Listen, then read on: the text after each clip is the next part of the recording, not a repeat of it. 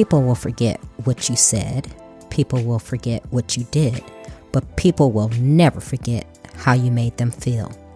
That is a quote by Maya Angelou.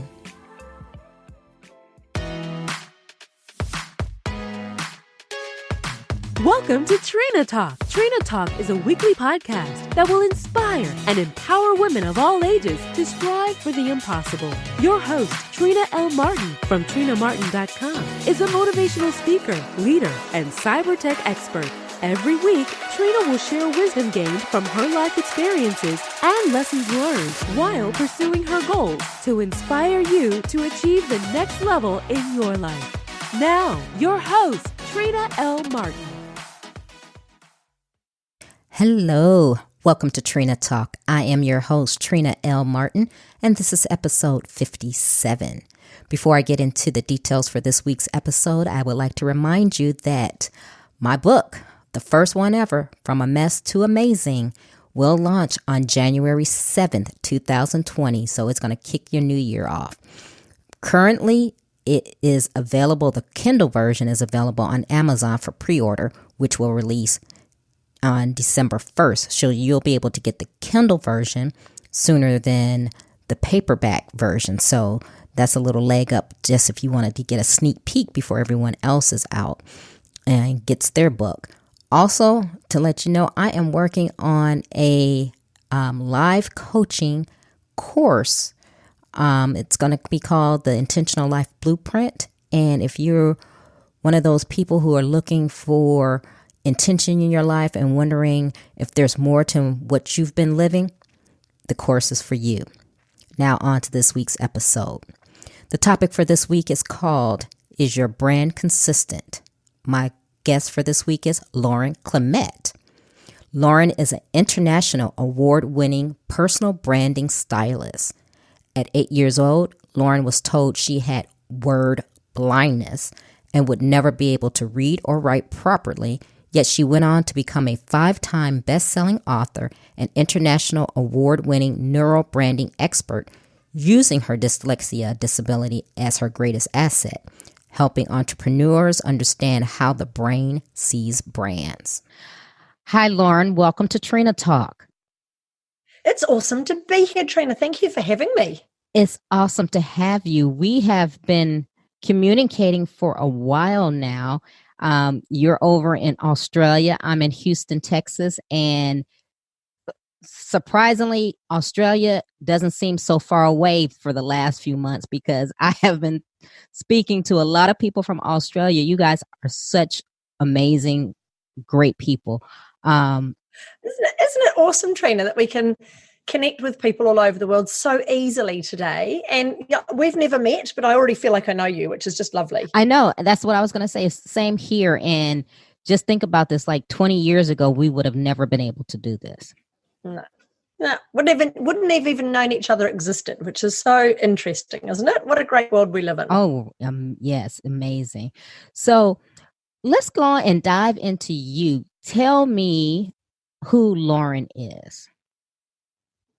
Well, I'm actually a Kiwi. I'm from New Zealand. Oh. So I've moved islands. I've moved from the North Island of New Zealand over to what I call the West Island, which is Australia. And I only say that because I love to do that to wind up my Australian friends. We love living here, though. We moved for the weather. We lived in windy Wellington, which is the capital city of New Zealand. And we used to remember the good days because they didn't happen all that often.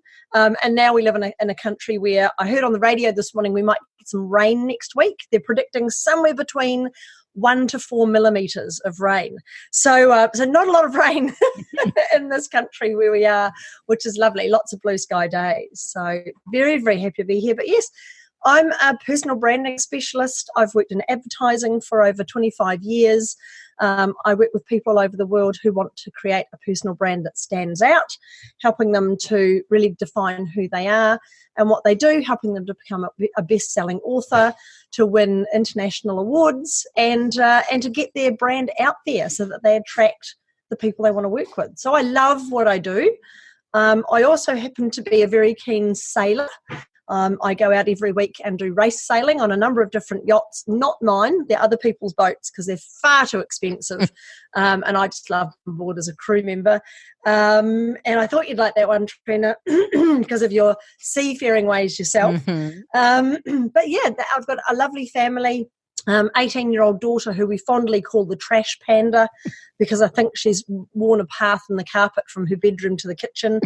And yeah, just absolutely loving life and working with some amazing people. Wow. So personal brand strategist, and I'm all about the branding and marketing, which I'm starting to do more of myself because I have a book that's now going to editing. And so I'm doing all of that. But tell me, how did you get interested in that? Has this always been something you want to do? Did you go to the university for it? How did you actually get into personal branding? That's a really interesting question. I looked at going to university and getting a degree in personal branding. It was actually in neurobranding, which is the specific niche that I'm in. And neurobranding is understanding how the brain sees brands. And I got in touch with an amazing guy. He's like the guru in this area, a guy called Peter Stahl. He lives in Europe.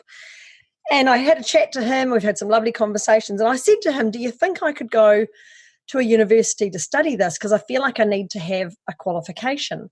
And he came back and said to me, look, you know more about neurobranding because of your 25 years working in advertising and branding and brand management than half the lecturers would be able to tell you. And you'd have to unlearn all the stuff you know anyway. So he said, I wouldn't bother. He said, just get out there and do it. And that's what I did. I took his advice. But Trina, I've been interested in how human beings make decisions and specifically purchase decisions for a long time. I loved studying consumer behavior.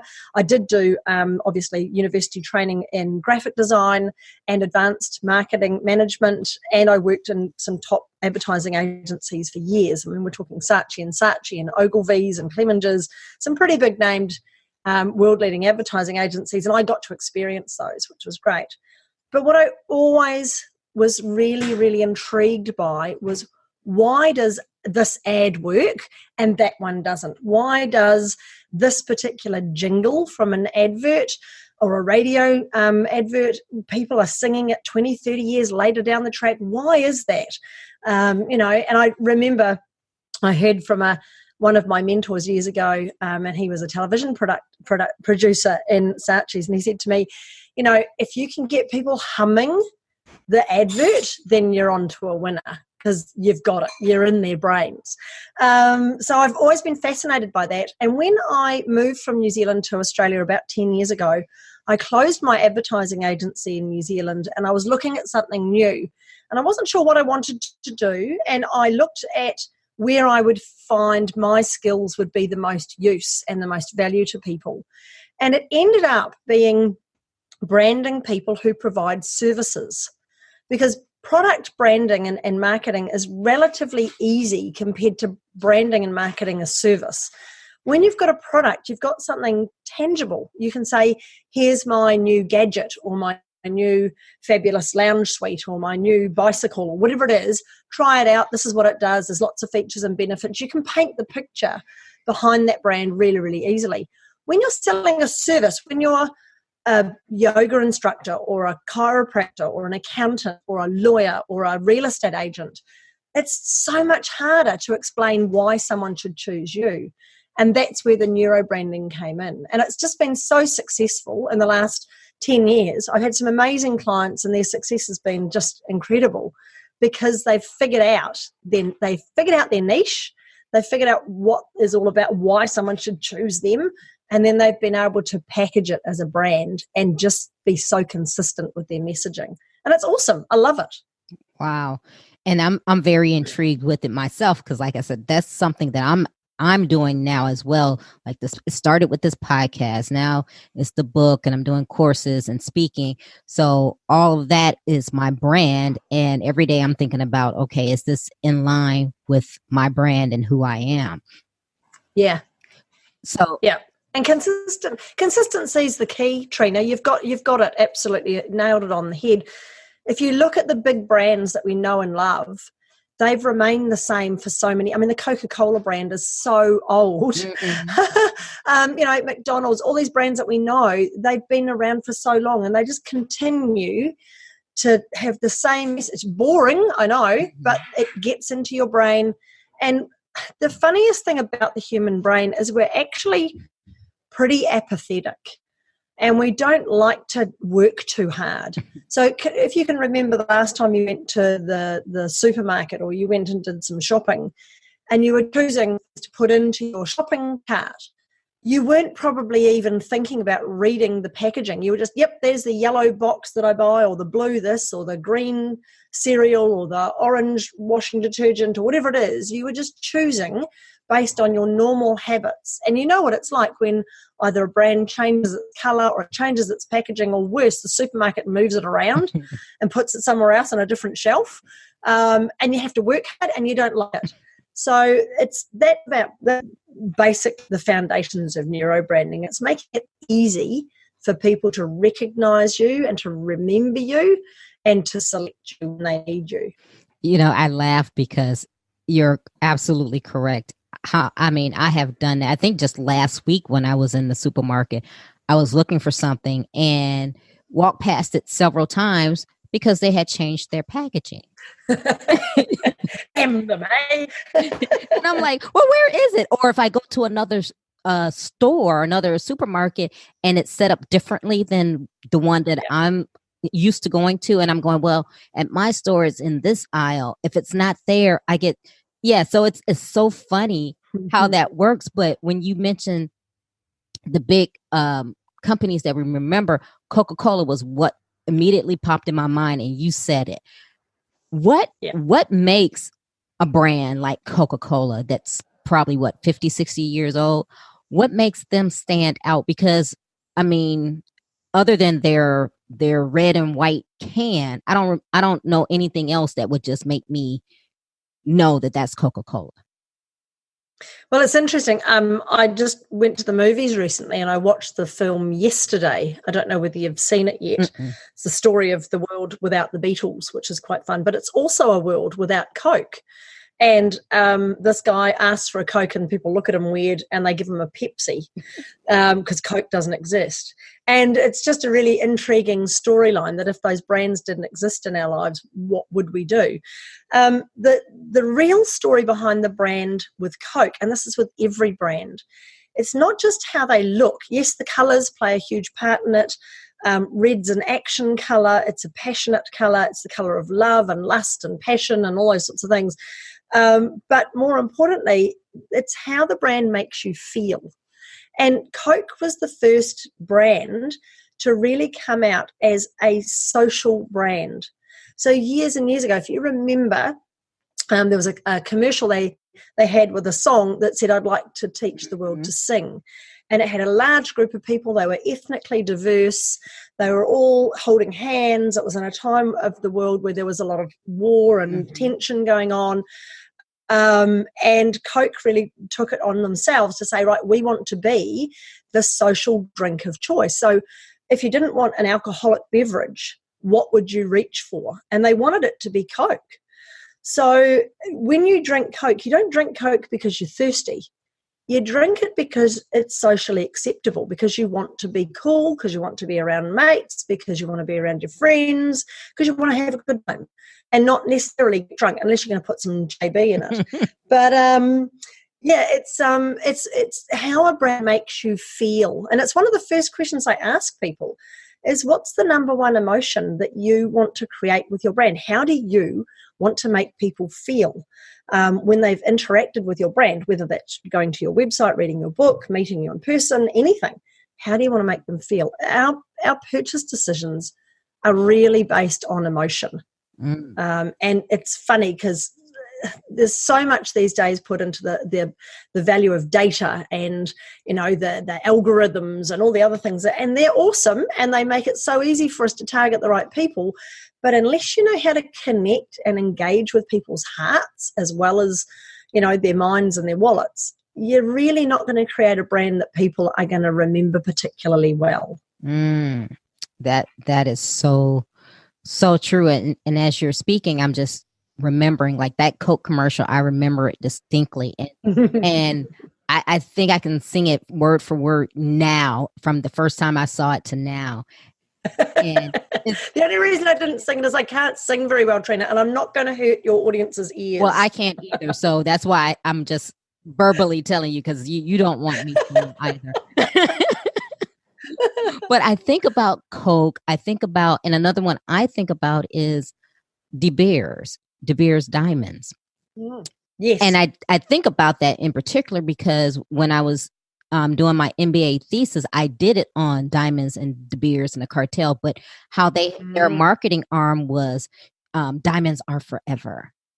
Now they've changed it because, they've had to get back into the US market and things like that, and all the controversy about, the blood diamonds. But whenever I see De Beers, I always think about a diamond is forever. I don't care what they changed their slogan to. That's always the slogan that I'm going to remember them by. So how does that happen? How does that stick into someone's mind for years? How is it that someone can brand? And I guess that's probably excellent branding because that's what you remember about that brand. How does that work? Yeah, it's an interesting question, Trina.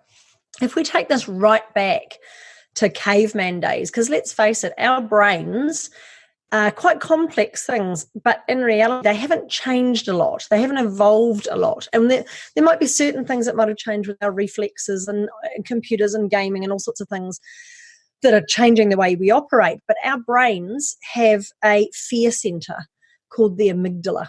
And it's what Seth Godin calls our lizard brain. And it's the first part of our brain that it's like a little filter that says, yes, this is important. Don't even think about that. And don't worry about that. I've got that in my long-term memory and so on. And it just filters things through. Back in the 1970s, our brains were being hit with about 500 branded messages a day. Today, it's closer to 5,000. So this amygdala is getting quite overwhelmed and overpowered. And again, if you go back to those caveman days, the way that people used to share information and retell and recall and repeat stories so that they knew where the best hunting grounds were, where the berries were the best, or which tree not to go near because that was poisonous, or, the stories of their ancestors and the stars and so on. They sat round campfires and they sat in caves and they told stories and they sang songs.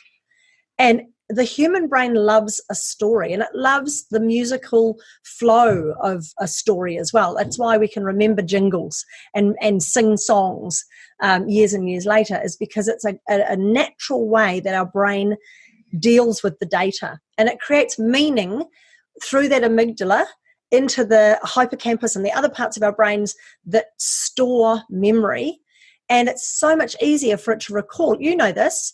We all sang the ABC song with Sesame Street. We all know how to count I can probably count to 10 in about 4 different languages. But if you asked me how much something was, or to work out something mathematically in that language, that would be more of a struggle, because I actually just learnt by rote how to count from 1 to 10 in Japanese, but I wouldn't know how to say a number unless I sat down and thought about it. So your brain likes patterns, it likes rhythm, it likes repetition, and in reality, that's how the advertising agencies worked it so many years ago. We've all watched Mad Men and all the rest of it, and it's true. You've got to come up with something that is going to stick in people's brains, and it's to do with rhythm and repetition and all those other really clever ways of just repeating a sound. We all know Nike's tagline, it's so short, it's so easy to remember, and it's got meaning. So that's once you understand how the brain operates, Trina, it actually becomes quite easy to not only develop great marketing and great branding, but also to know which one's going to work.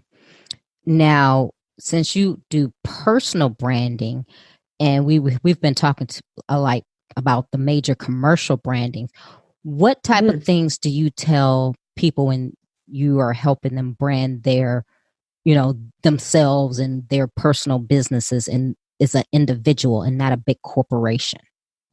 Yeah, absolutely. Well, I normally start with people and the basics of it. If anyone listening today is going, right, I need to look into this personal branding stuff, there's something I use called the 3 R's of personal branding, and that's recognition, reputation, and respect. So the first one, recognition, is all about how do you want to be recognized in the marketplace, and that is down to your tone of voice, whether you wear a particular color. In a lot of my marketing, I wear red, for example. I know people who wear purple. I know guys who wear particular ties or hats. Or I'm not a wardrobe specialist, but if someone can choose a particular way that they'd like to appear. It might be a sound. I know when you talk about people's voices, Stephen Hawking, for example, had a personal brand with his voice that wasn't even his own voice. It was a computer voice, but you recognize him straight away. Is there a look? So Richard Branson's got a particular look about him. There's a way that he conducts himself. There's this whole thing about him being part of a bigger team. And the fact he was dyslexic and he's an entrepreneur, everybody knows his story. So really think about how you want to be recognized in the marketplace. And if you look at the other big personal brands that are out there, the celebrity brands like the Oprahs and the Steve Jobs, he always wore the jeans and the black turtleneck, so really think about what are you going to have as your recognition factor. And that comes right down to what your website looks like, what your social media is, what sort of content you post, who's on the cover of your book. And I've got to be honest with you, when I first printed my book and published my book back in 2014, I wasn't on the cover. And somebody said straight away, you're a personal branding expert. Why aren't you on your cover? And I went, yeah, probably a good point. So we all make mistakes, but it's all about learning and improving as we go. So yeah, think about your recognition factor, because when you show up, whether that's in person, on a podcast, when you're speaking, when you're running a webinar or running a workshop, whatever you're doing, you need to have that consistency. So don't fake it till you make it. Don't try and come up with something that doesn't mean anything. Go, oh, well, no one wears blue, I'll wear blue or whatever. Choose something that makes sense to your brand and to who you are, but really create that recognition factor. The next one is reputation. So the lovely Jeff Bezos from Amazon calls this your reputation factor, what people say about you when you're not in the room. So what do you want people to say about you? I know I was once introduced to speak at an event, and I hadn't given the person my bio, which is a really bad thing to do. That's a big tip for everybody. Never speak unless you've given the person your bio to introduce you properly. And she basically said, Lauren dabbles in business. And I'm going, I've never dabbled in anything in my life. I'm 120% full out when I do anything. And everyone who knows me knows that. So it really grinded with me. And I went, oh, that's really bad. And it taught me a lesson. Make sure you've got your bio handy and make sure you share how you want the world to see you. Put it in your bio, put it on the back of your book, put it on your about page. Make sure that when you're talking with people, you're introducing yourself in a way that they can recall and remember you. And in my book, I've got a neurobranding formula for elevator pitch. And it's based on how the brain wants that information, who you are, what you do, who you help, and why I should choose you, with some sentence starters and things to help you get that right. But if you can repeat that enough times, that when somebody refers you, and let's face it, Trina, when you're working for your own business, especially selling services, if you haven't got word of mouth marketing working, you're really struggling. And if you don't have a big budget, a lot of people don't have these massive advertising budgets to do these incredible campaigns and everything else.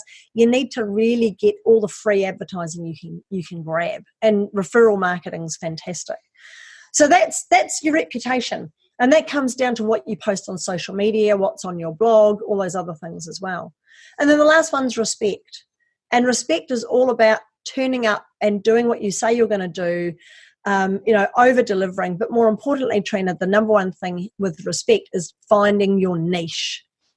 And you probably know what it's like, Trina, if you've met somebody and they introduce themselves and they say, oh, I do a bit of this and a bit of that, and I've also got this other business over here, and here's my 2 business cards.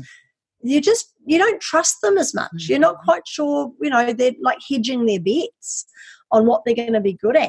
So you've really got to create that respect factor by being the number one at what you do. And people want you to be the specialist, not the generalist. They want to know that they're dealing with somebody who is absolutely brilliant at what they do. Mm-mm. So those are the 3 steps, Trina. The 3 R's. It's pretty simple. And it makes such good sense. And as you were going through them, I was taking mental note and remembering. I'm like, okay, yep, I do this for that and that and that. So just making sure I'm in a line myself with the correct way to brand. Brilliant.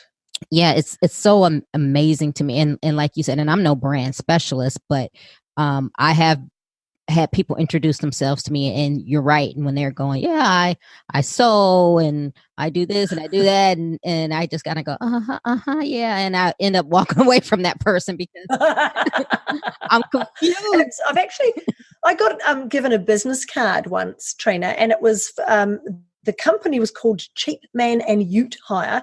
Now, for Americans, a ute is a pickup truck. So he had a pickup truck, and he would do all these things. And he had on his card listed things like he could take you down to the doctors if you needed a lift. He could take your clippings away from when you mowed your lawn. He would do landscape gardening for you. He also had a bouncy castle you could hire. He was a DJ. He did Elvis impersonations. It's just this whole long list of stuff that he did.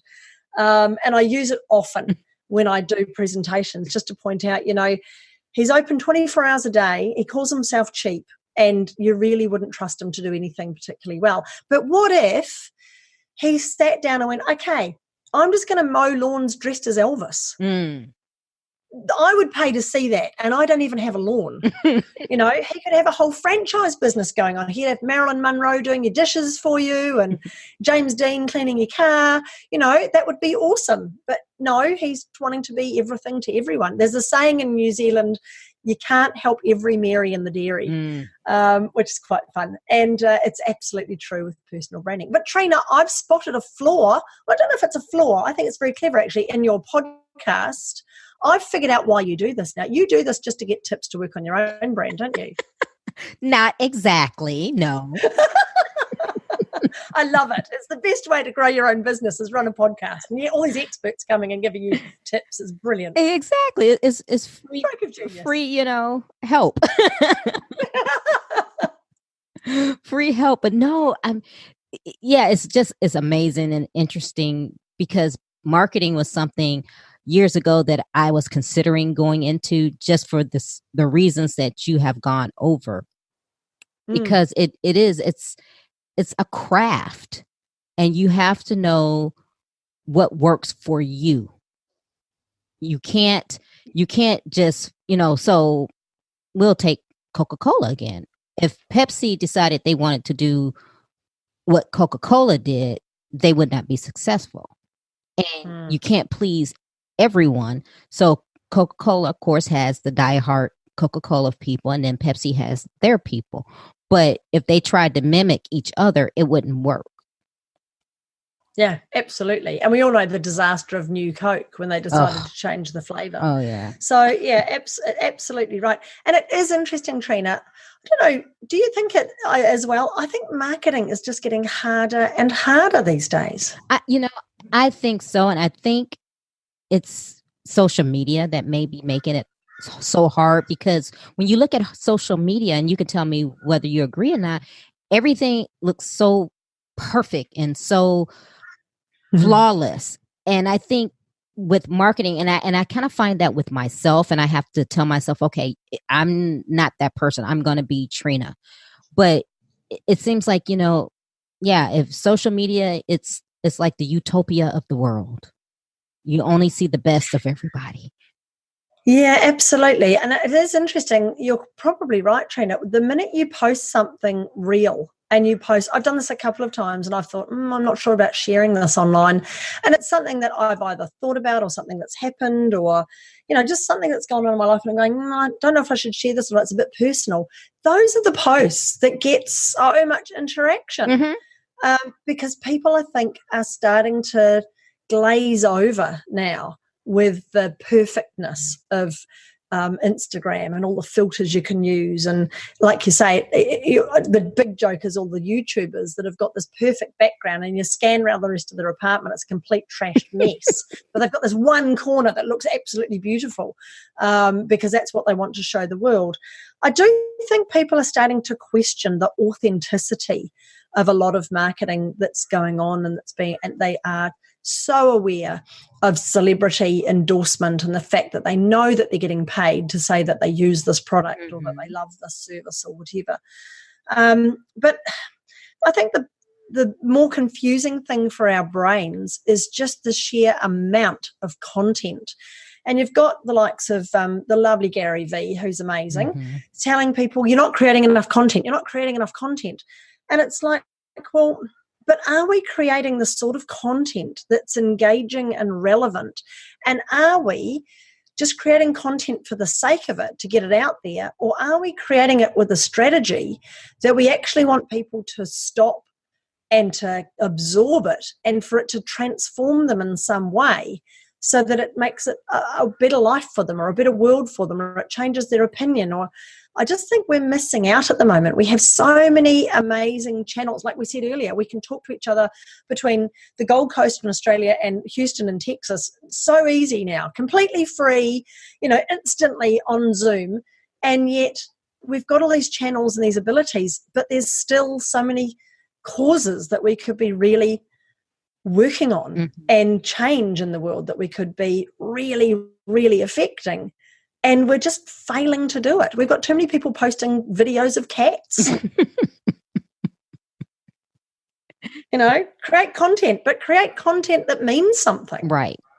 And it's funny. And I noticed this last week, because every week I try to do a video. And at first, when I started doing it, it was horrifying for me. And I don't know why, because I'm not afraid to talk to people. I can get on stage and give a speech, but it was something about being on video that I was going, this is kind of weird. And especially when it's just you and you're just talking to a camera. But I said, you know what? I'm building my brand. I'm going to do it anyway. So I did a video, I think this week, and I did it, and it's better than the first one that I've done, because I'm steadily improving. But, I ended up coughing in it, and, I stumbled over a couple words, but I found that I had more people to engage with that than some of the ones where I've done not live, but where I've actually recorded it. And I'm like, okay, no, I need it perfect. Oh, let me stop this and let me do. And I just took stock of that, and I go, really? So that really proved something to me that, yeah, everyone is not looking for that polish, like you're just stepped out of a movie studio type of thing. They want someone who's real. Yeah, I think the biggest confusion might be that people aren't quite sure when to do the certain things that you're talking about.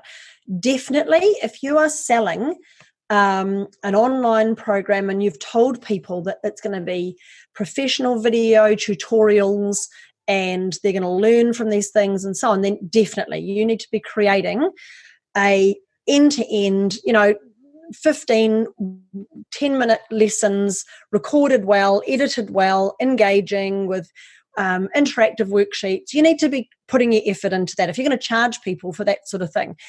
If you're going to just go to Facebook Live and share a story or some insight or a tip or some tools that you think are going to be helpful, there's only two things you need to be concerned about with video.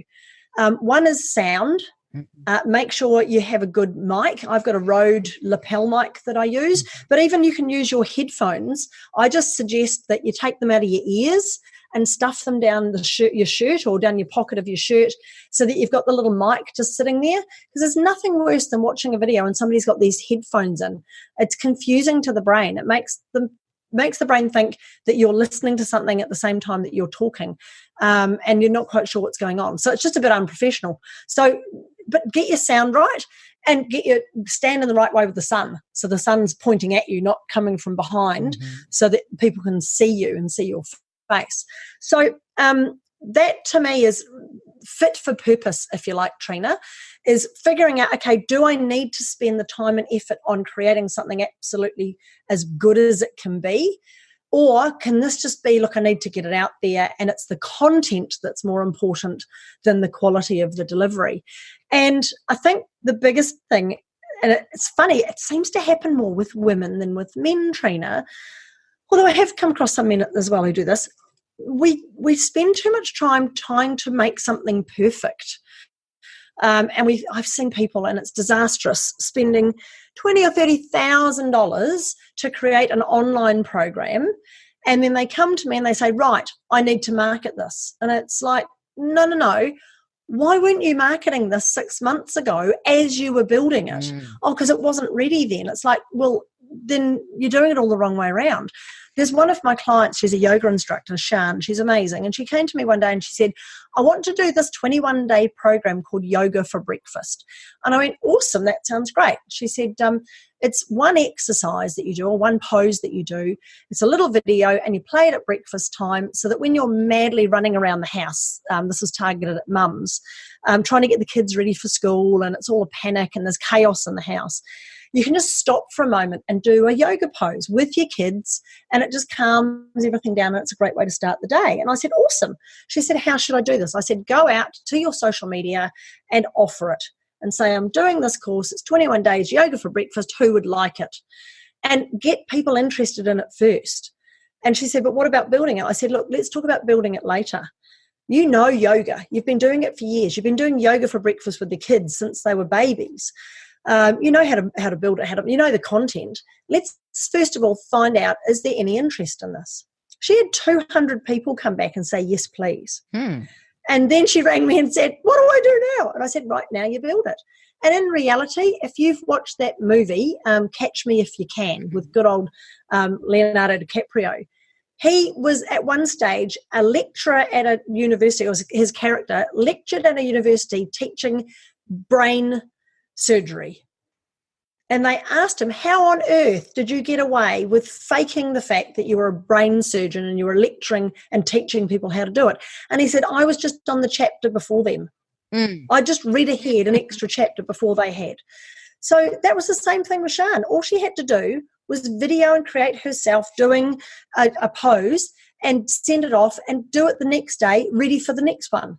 Just be one step ahead and build it as you go. It doesn't need to be perfect. You need to get out there with your brand and your amazing skills and talents and share them with the world, and then figure out how you package them and deliver them. For goodness sake, don't spend too much time and effort and money trying to build something and perfect it before you've gone out to the marketplace and asked them if they want it. Wow. So, Lauren, you've given us all these great tips for marketing. Tell us about what you like to do for fun. Now, we know what you do for business. What are you doing for fun? Well, I get to work with some really cool people. I've actually got a business partner with the Audacious agency that we've just launched this year, and she's a stand-up comedian. So anytime I get to spend with her is fantastic. Annette and I have an absolute blast, lots of jokes and lots of laughter and lots of silliness, which is awesome. So I've got some awesome mates that I hang out with. And the brand for Australia, if anyone really wanted to know what the Australian brand is, it's mateship. Everybody here talks about having great mates, great friends, great buddies. So yeah, lots of mates. So I like hanging out with them. But sailing is one of my key passions. I mean, I've also played a bit of golf in the past and those sort of things. But what I love about sailing is that it's very difficult when you're race sailing to get on a phone or a computer or the internet or social media while you are trying to handle yourself on a 52-foot racing yacht. So it makes me shut down those sorts of activities, and it uses a completely different part of my brain for a couple of hours, and it's just something I can throw myself into. It's very physical, and I just love it. Love being out on the water. At the moment here in the Gold Coast, we've got lots of whales. The whales do their annual migration, and there's something like 24,000 whales that go up the coast in June, July, and they come back again with their babies in another month or so. There's always dolphins and turtles and a couple of sharks and things like that. There's always something to see. which is awesome. But it's just an awesome team event as well. I'm normally up on the bow, Trina. I get lots of bruises jumping around up there. But I also go to the gym every day. I love F45. It's a great brand. I love the culture. So I'm at the gym every day as well. And spending time with my family when I can, and getting out in the outdoors. It's just, we live in a fantastic place. We're very fortunate to be living here in the sunshine state of Australia, which is lovely. Now, what made you get into sailing? Now this is a funny story because my dad actually taught sailing. He was a Sea Scout captain many years ago. I'm talking the 1960s, and he learnt to sail in Poole Harbour in England. It's the second biggest natural harbour in the world.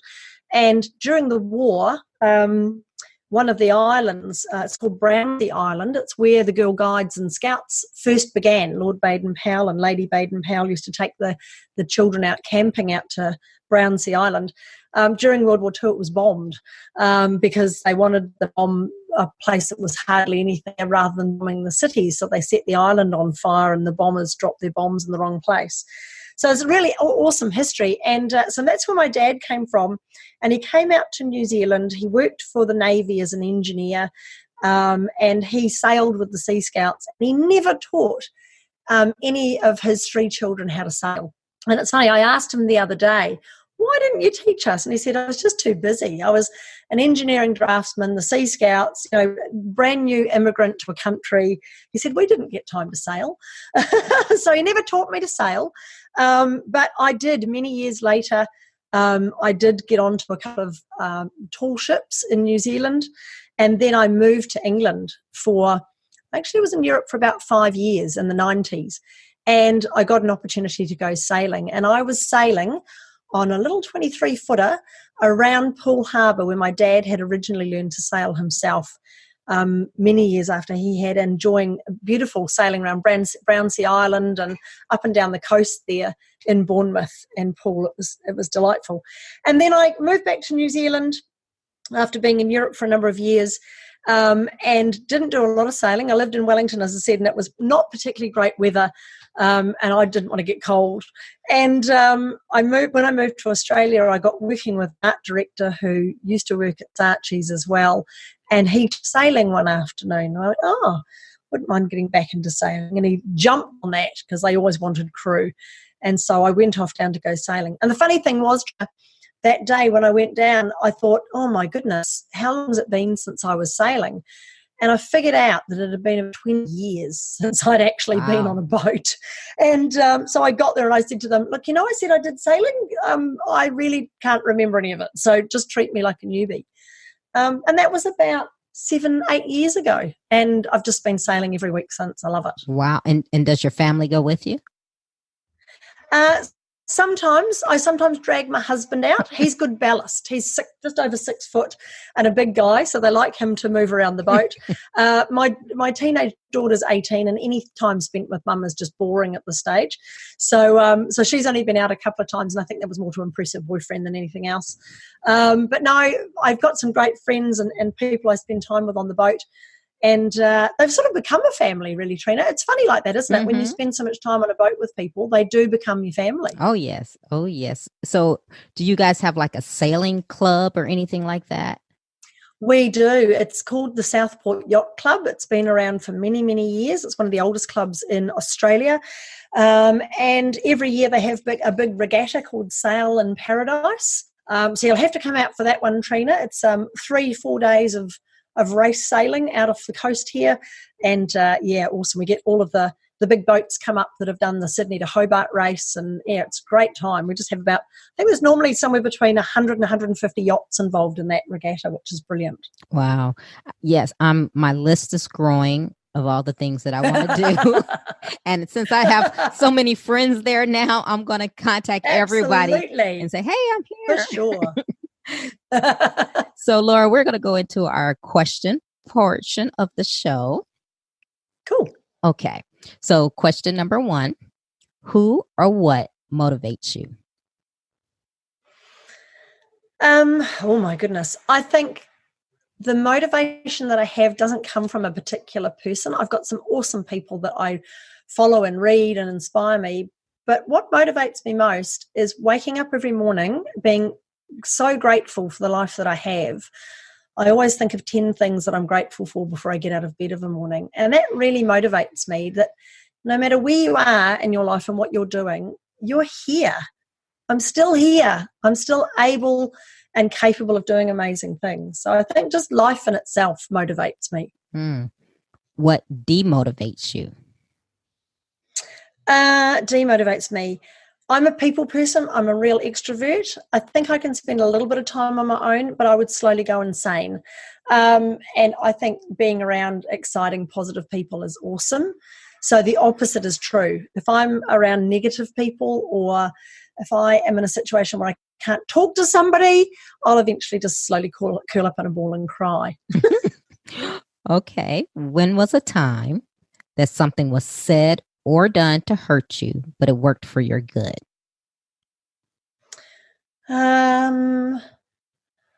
Goodness me, these are good questions.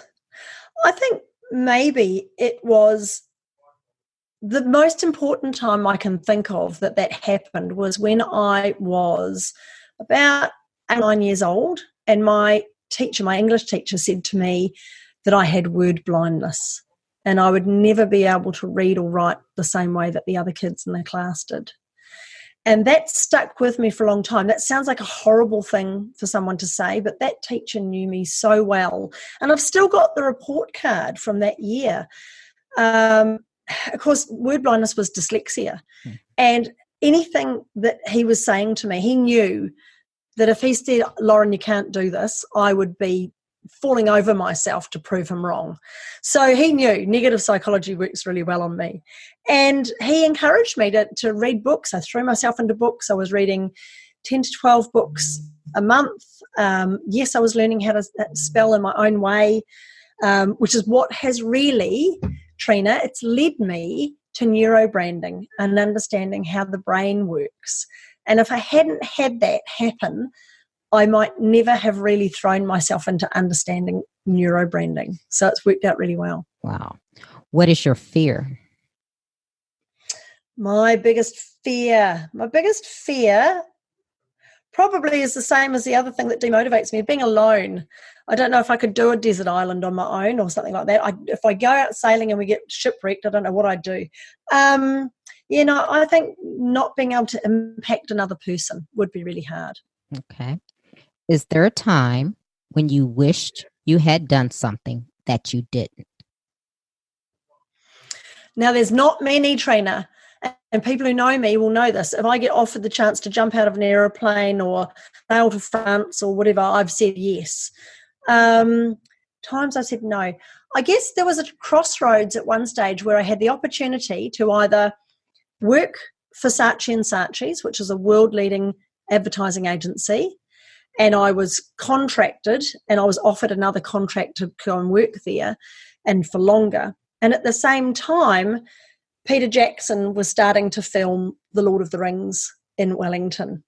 And they'd built Weta Workshop, and they'd started to really get going in what they were doing. And they were filming and starting to film, prep shots and finding locations. And I had an opportunity, because I knew a couple of people who'd gone to work there, to just go and knock on the door and say, hey, I'd really love to be part of this. And I didn't do it. I chose to stick with the advertising agency. So I do regret that a little bit. It would have been quite interesting to work on The Lord of the Rings and to be part of that. It was a massive time in Wellington with so much going on. But instead I chose to work at the advertising agency. But the regret's not too much, because out of that I met my husband, which is lovely. I met him at Saatchi's, and we've been together now for coming up to 15 years. So it's lovely. Wow. Okay, here's the opposite. Is there a time when you wish you had not done something? Ooh, that is a good one. Yes, absolutely. I think this has got to do with some business partnerships that we got into. And I just wish I'd done a little bit more research into the type of person it was that we were getting into business with. I think I'm a little bit more wary now, a little bit more open-minded about the importance of, if you go into any sort of partnership with anybody, be it business or life or anything really, maybe just even collaboration on an event or anything like that, really find out what the person's like and figure out whether you can forgive their foibles and the parts of their personality that you perhaps don't like, or whether that's going to eventually get to a point where you just can't stand them anymore, and how trustworthy and honest they are. So we got into some partnerships, and I do regret that we didn't, look into them a little bit more before we did that. Okay. What is your definition of success? My definition of success is living a stress-free life of abundance. Yeah, you are surrounded by people that just love what you do, and they fuel you and they give you the support and the spiritual nourishment and the positivity that you need, and you can give them the same thing back in equal doses.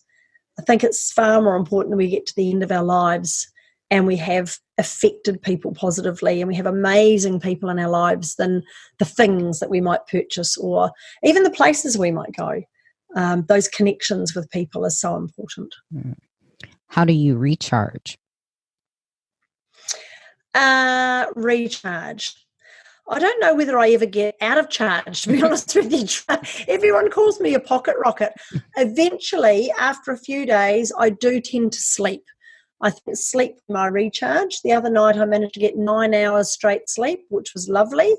So every night I will just go, right, it's 7:30 at night, I'm going to bed and I won't sleep till 7:30 tomorrow morning, and I'll have hours in. I think, recharging, I love bed.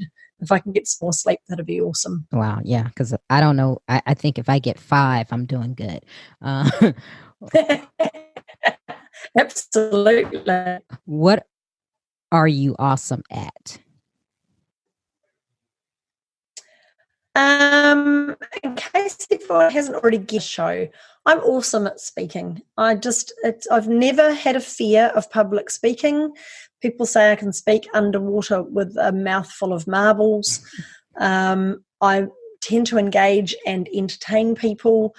I probably swear a little bit too much when I present, but I just am a natural speaker. If you said to me this very minute, you need to go and present this to 1,000 people in a stadium or whatever it is, I'd be happy to. No fear whatsoever. I love it. I love sharing and inspiring and motivating people, but more importantly, I love giving them, even if it's just one action step that they can go, wow, that's awesome, I'm going to do that, and it affects them and they do it and they implement it and they see something happen.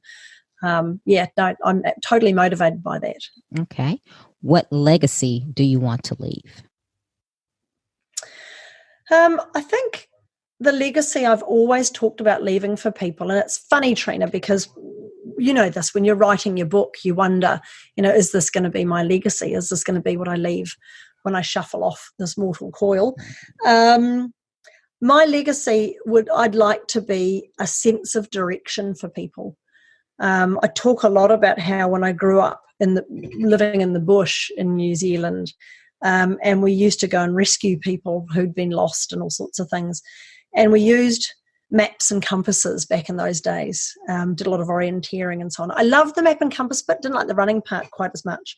But that's stuck with me. And the more I look at my personal brand now, there's so much about just getting people oriented in the right direction, making some choices, deciding this is what they want to do, and they just go. And they grow as a person and they just do extraordinary things. So yes, my legacy I'd like to leave, I think, Trina, is a sense of direction and purpose. Give the listeners one motivational takeaway. My motivational takeaway for today, based on what we've talked about, is to follow Nike's example and just do it.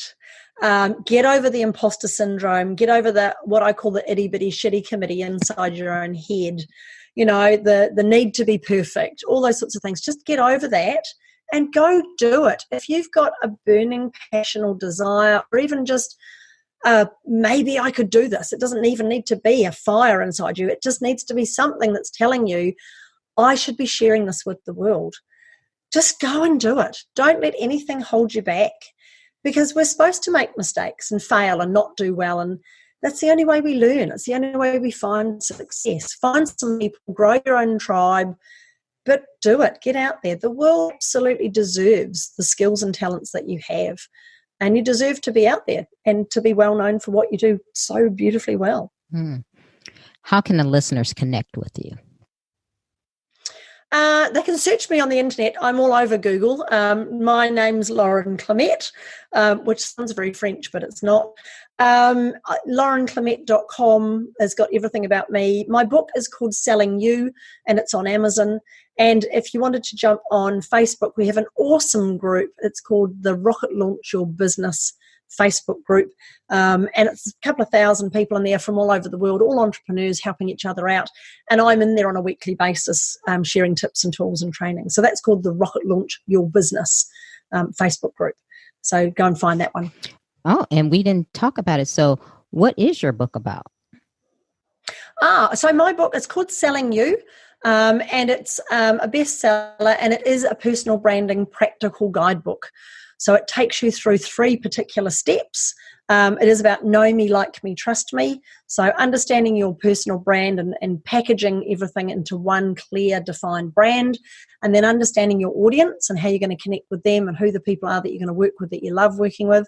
And then the last part of it is that respect side of things, that growing that trust currency, nailing your niche, getting some word of mouth marketing, and just really creating a platform that you can earn a great income from. Wow. Lauren, I thank you for taking time out to be here with me today. I'm glad I finally had a chance to connect with you. Yeah, it's been absolutely awesome, Trina. And I'm looking forward to sailing with you at some stage. I'm excited because I'm looking forward to being there and sailing with you, because these nice yachts that you have that you're racing, I want to be on. One of them is called Cyclone, which is actually normally on that boat. It is a bit of a cyclone.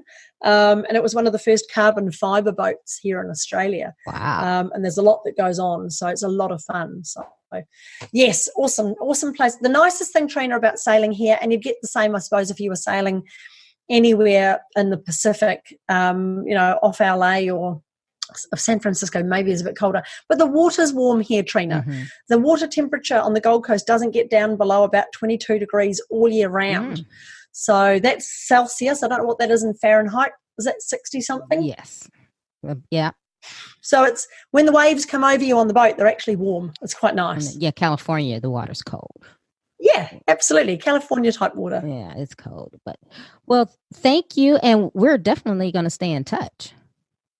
Brilliant. Can't wait. We'll talk to you soon. Okay.